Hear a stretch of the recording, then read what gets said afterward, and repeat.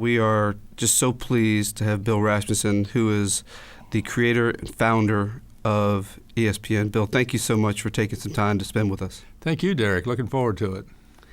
Well, the first question I've got for you is, when you created and launched ESPN, what was your vision at the time, and how close is that vision to what we see today?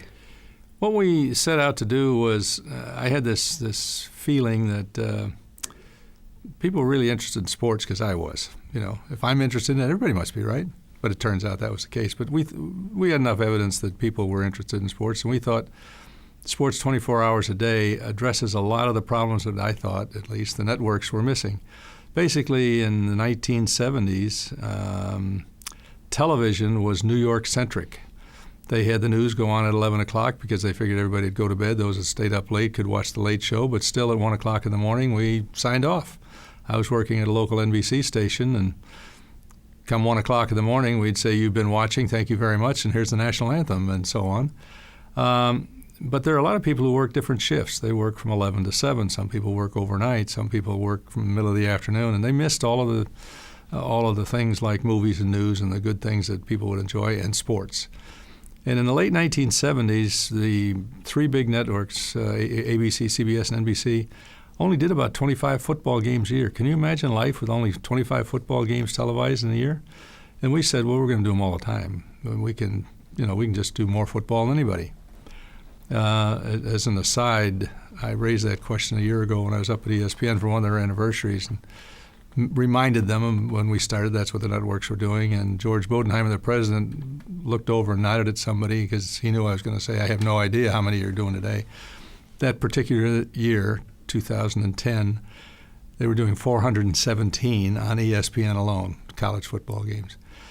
But we started off to be a sports source no matter what time of the day anybody wanted to tune in, whether it was a game or news, sports scores, whatever it might be.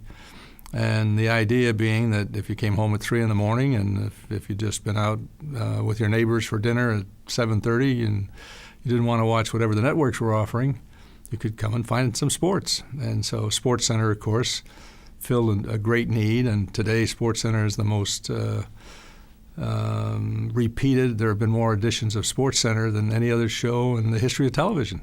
So people must like the idea. And from then to now, I don't think it's changed really very much at all.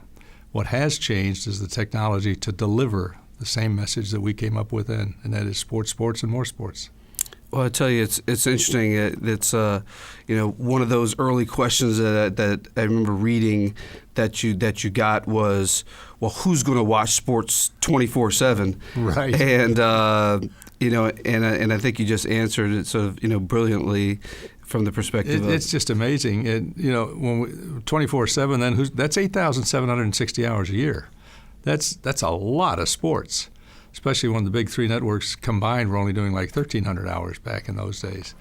But then when the talk came up of a second ESPN, now that's way too much saturation. Now seriously nobody's going to watch. How many people are going to watch? Well, today ESPN alone, not counting all of the other people that do sports, ESPN has 52 networks around the world, 24/7. People must like sports. Well, so take me back to the late 70s and with the media landscape the way that it was in the late 70s. What made you think that there was no 24/7 network at all? That's right. Not sports. There was no 24/7 network. What made you think that this could be successful? And then also with respect to competing against the sports network behemoths. Well, the big guys basically dominated television for 28 years. Television sets in those days, and it's hard for a lot of folks to believe today, or remember today, only had 12 channels. That's all you could get. There was no set-top box that could bring magically other things from around the world. And because of the FCC regulations of the day, many of those 12 channels were occupied by the big three networks because if any of their signal touched a franchise area, the franchise had to carry it. So it was not uncommon to see 2 ABCs, 3 NBCs, and 2 CBS stations or something. You could just go up and down the dial. So that only left 5 channels for everybody else. And basically cable television in that era was really nothing more than signal enhancement to take a signal that they could get at at a tower someplace and send it off to people that couldn't get a good picture of the three major networks. Fortunately for us, the powers that be at the major networks decided that this was it. They had conquered the world, and nothing was ever going to change. Their dominance was there, and it was going to be that way forever. Well, as you and I know, Derrick, nothing's forever. Things change. And we challenged them. They thought we were crazy. They all said it wouldn't work. Who's going to watch? All the things that you just mentioned. And suddenly we found, and we were tapping into what I felt then, and obviously has been confirmed over the years, the biggest demographic swath you can imagine. It's not men 25 to 34. It's not women of a certain age or kids. Our demographic was sports fans. And ESPN, to this day, on the back of their card, their mission statement is to serve the fan. And so we had a demographic area that doesn't make any difference, north, south, east, west, young, old, male, female, rich, poor, whatever. We were going to go after that. And if you think about it, that is about the biggest demographic you can find, other than being an American, for example. We're all Americans, okay, but probably 90-some% of us also have a team we root for, and that's the market that we went after. Well, you were talking about the big three networks back in the 70s. Why is it that we could not find ESPN in the TV guide in the early days? Well, because of the development of the network industry, the big three basically controlled TV Guide and Nielsen. We couldn't get Nielsen to rate programs either. They would not go out and audit, for viewership until well into the 80s. TV Guide decided, we kept after them, and they said, well, and this was a vice president, so he obviously was well up the chain, and he said, we won't list you because real networks only have 3 letters. How's that for a kind of a jaded view of the world? In other words, the people that are paying our bills are the only ones that count, and they all have 3 letters. When they finally did list us, they in fact listed us as ESN. They made us a 3-letter network for a short while, but of course that turned into ESPN eventually. They finally woke up and Exactly. smelled the coffee. Now, ESPN was not your first entrepreneurial venture and has not been your last. What is it that you believe that it takes to give an entrepreneurial opportunity the best opportunity to succeed? First of all, being in our country is great. We don't have to go and ask permission to start to develop a new idea. My first one was back in 1959, and it just, if you're curious and you ask enough questions, you'll say, wow, nobody's doing that. How about let's try this? The problem with let's try this is sometimes it doesn't work. Most times it doesn't work. But if an entrepreneur, someone wants to be an entrepreneur and they're not curious and not passionate about what they want to do, they're not going to succeed. And so I've been curious my entire life and asking questions, and why doesn't this work, and how does that work, and why can't we do this? And the first company was that, an advertising service company.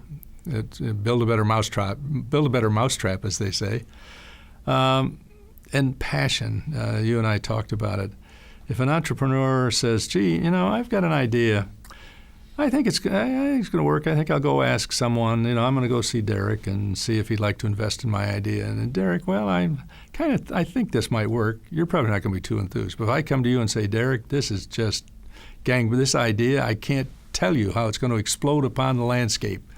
You might say I'm a little overreacting a little bit, but you'll also see I'm pretty passionate about it. So you might say, I think we're going to take a ride with this one, and let's see what happens. And all of a sudden, we have a success.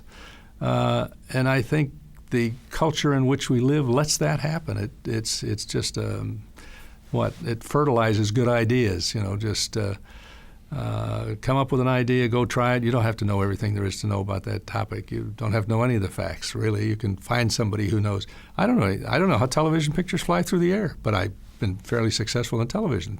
So I don't have to know all that technical stuff. And you just have to have the vision and the passion. Well, this theme of passion, I continue to hear from you. And speaking of passion, so ESPN is now seen essentially all over the world. Indeed. So when you look 30 plus years after you created this baby, how does it feel to you personally to have created something that is consumed around the world and is part of people's daily lives? That's an interesting question, and it had never been asked until just recently, and I really don't think about it. I mean, obviously I'm proud of it, and it's been kind of like watching your kids grow up to be successful lawyers, doctors, pollsters, and in the case of one of my sons. But it's amazing, and I everywhere you go, I see it. You see it in the hotels, you see it in the restaurants, you see it everywhere, and people get all excited, and they're talking about ESPN, and I just sit and have my hamburger and don't say anything. And sometimes I think about, gee, they wouldn't be here if it wasn't for that. But I'm not overwhelmed. It's kind of incredulous when you think about it. But I haven't been there every step of the way. It was an idea. It's, be kind of like asking Edison when you walked into a place with a lot of light bulbs, what do you think when you look around here and you're the guy that invented the light bulb? I don't know what he would say. And so I don't really know what to say, but I am proud of it. That's great.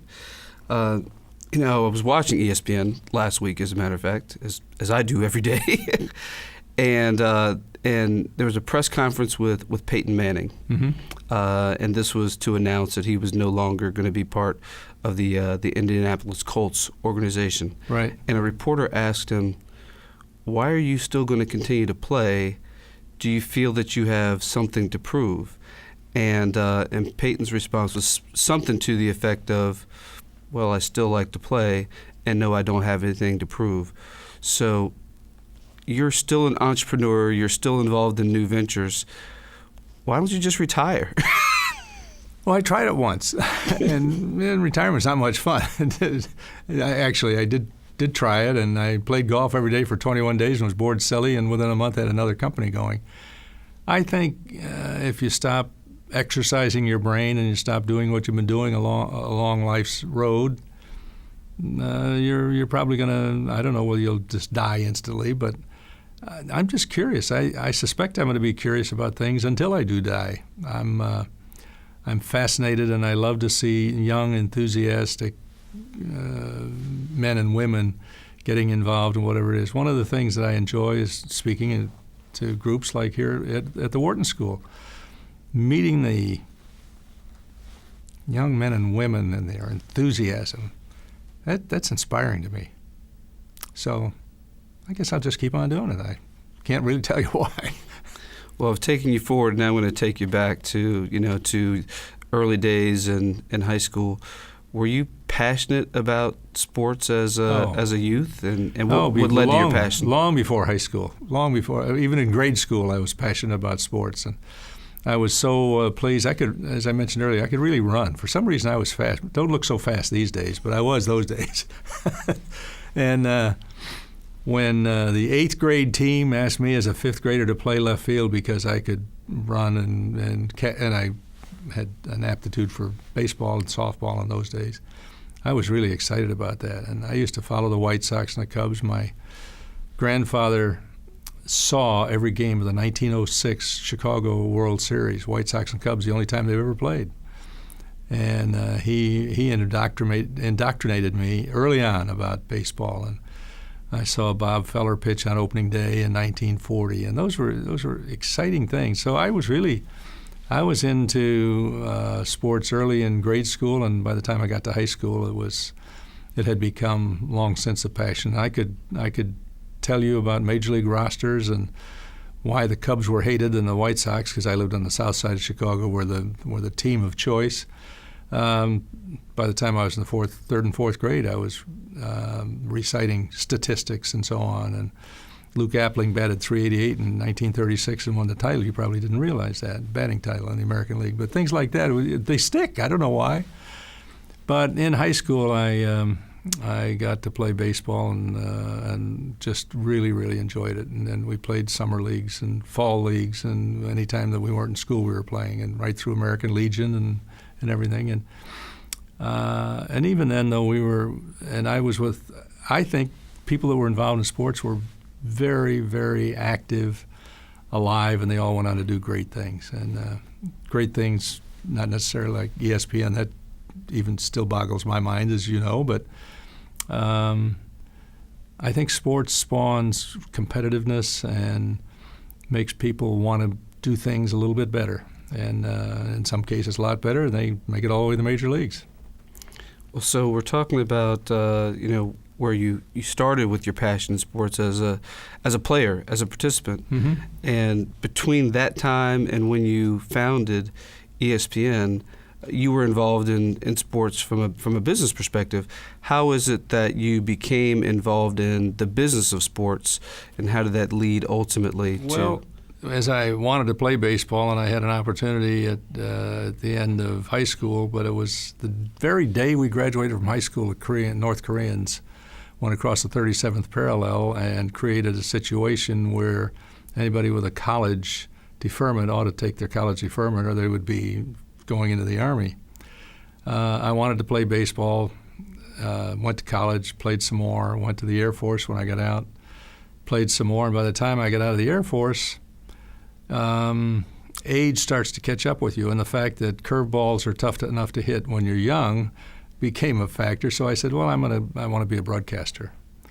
I couldn't do that instantly because in the middle 1950s, radio and television weren't very much. I mean, it was each team had their own radio station. New York had 3 stations, one each with the Giants, Yankees, and Brooklyn Dodgers. So there was no opportunity there. So I said, well, we'll do something. I'm going to do something in sports before this life passes me by. And on my 30th birthday, I retired from the first company. Retired's a bad word. I just left the first company by agreement with enough money to pursue a broadcasting career. And that was one of my first brash steps in the broadcasting business. I looked in Broadcasting Magazine. They had these little basically classified ads. Station needs sportscaster, call such and such, or newscaster, whatever it was. And I found one nearby in Westerly, Rhode Island, and the guy said, sure, come on up. He was looking for a sports director for a new station. So I went up, and he said, well, tell me what station you've been at. I said, I haven't. He said, well, what about your background in radio? I said, I have none. And he said, and what makes you think you can be a sportscaster, and why should I hire you? And I said, because I can, and I'll be a really, really good one for you. And he said, you know what, I'm going to hire you. So you have to go ask the question. So he asked, and I started in radio, and that led within about 15 or 18 months to television, and on and on. One thing led to another, and we did radio networks and a lot of TV broadcasting, and then hockey broadcasting. And each step along the way, I was doing independent little networks, trying to figure out how it worked. And I didn't realize that this wasn't what everybody did. It just seemed that it had to be done. So I went and did it. So it's interesting. So, these days, there's not a lot of mixing between, on-air personality and suits, right? The Right. executives, sort of behind the business. Exactly. But you made a transition, and not a small transition, from on camera or on air Yep. to, again, as we know, founding a pretty sizable and successful business. What's the secret to being able to make that type of a transition? That's a good question. It just seemed very natural to me. But people ask that question like, why'd you do that? Or I don't know how I did it. I was a broadcaster, and I wanted to get a network put together that would get the message out to more people than I could do at a local station. Well, best way to do it is to go hook up some more stations. So I had to figure out how you do that.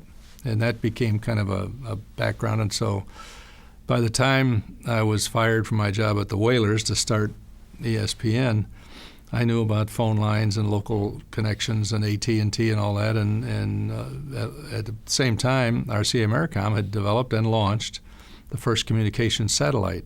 Not very many people knew about it, and we just almost fell into the idea that we could do something across all of North America with one signal to one point and not have to go through all this television long lines business with AT&T. And back in the 60s, when I was starting radio and broadcasting and putting networks together, that I had learned all that stuff about AT&T. So here was something else to learn. What about the satellite business? I didn't even know you called them transponders when we started talking about it, but it doesn't make any difference as long as you know what it is. That just, it sounds like you're going to be embarrassed talking about something you don't know anything about. But you have to ask the questions. And when you're passionate and they're telling you, Yeah, you can do this. Okay, we'll do it. Oh, by the way, it's going to cost a little money. Well, we'll figure that out later. So that's just the way it's been all my life. And I guess I should start to slow down, but I don't know. It's too much fun. Yeah, don't do that, please. So let's going back to your passions. What is your favorite sport and why? Baseball, only because I've played it forever. And ESPN has a great show, Baseball Tonight, and Peter Gammons, who I've known for 40 years, I just think he does a great job. And has for 40 years, first in the newspaper in the Boston area and on ESPN. Now, let's talk about mentors. Have you had any real mentors in your career, and is there any particular advice that they've been able to give to help you, if so? I think back in my undergraduate days, there were a couple of professors who were unique and stand out, and oddly enough, one of them was an American history professor. And it was his passion for the Civil War, believe it or not, that led him once a year to hold a two-night class, for want of a better word, where he would do the Battle of Gettysburg on two huge relief tables, basically, everything in proper relief and to scale. And these tables were like, 14, 15 feet long, and he would walk around, and his white hair would be flowing, and you could see his passion just oozed everywhere, and he knew everything there was to know about it. And they were turning kids away. He had to do it for 2 nights because everybody wanted to hear him. And this is a history professor. And I had him in class, and he was absolutely inspiring. And the other one was a financial organization and investment economics professor. How's that for an inspiration? And he had the same kind of passion. And in those days, we didn't have computers and laptops and all of those things. We didn't have, whiteboards and grease pencils and so on. We had old-fashioned blackboards and chalk. And he'd start by the windows on the blackboard, and he'd be going along, and he'd ask questions over his shoulder. And if he didn't hear an answer from someone that he had asked, he'd say, Derrick, what about, and he's writing and talking, and if you didn't turn around, and he was left-handed, he'd turn around, he'd fire one of those erasers, those felt erasers. He'd hit kids in the shoulder and in the forehead and so on. Pay attention, pay attention. So, wow, if this guy is this passionate about numbers and economics, then there must be something to this business. And so those two guys, I don't know if you call them mentors, but they were sure two professors who made monstrous impressions. Well, they clearly made an impression on you, and the passion is what certainly comes through and translates. What's your advice for young people who may be considering a career either in sports broadcasting or more generally in the business of sports? First of all, they have to, obviously, sports has to be a passion or they wouldn't even be thinking about that. Whether it's just they're curious about being a television producer or announcer or a lawyer at one of the major networks or whatever it might be. But I think what they have to do is understand, and the best way to understand how sports begins is it doesn't hurt to start small. Go and be a production assistant someplace. Go to a small radio station. Learn all you can learn. Ask all the questions you can ask. And when somebody's kind of, brushing you off and saying, "Yeah, don't bother me, kid," just say, "Well, I don't mean to bother you. I really want to know. I have a passion to learn this business, and I want to be, doing what you're doing, or I want to do fill in the blank, whatever they might want to do." And carry that passion into every interview and be prepared. If you're going to ESPN, you don't want to talk about things that the cooking channel has been doing, and I'm not putting down the cooking channel. If you're going to the cooking channel, you don't want to be a sports fan. You better know what you're talking about there. But I've just always believed that paying attention, learn as much as you can beforehand. But all the facts are not necessary. You'll learn the facts. You'll learn the specifics of the business. But whoever it is that you're applying to has to see the passion, see the desire to be successful. And I'm fortunate in that I see a lot of those.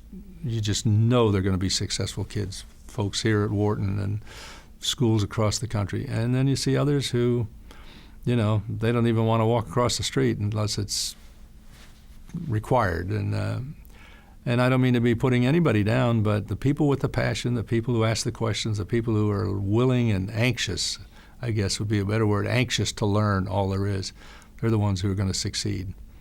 And it's amazing. You can pick almost any field, and if the youngster has that passion, they can learn anything. It doesn't have to be sports. It can be Wall Street. It can be the cooking channel. It can be anything.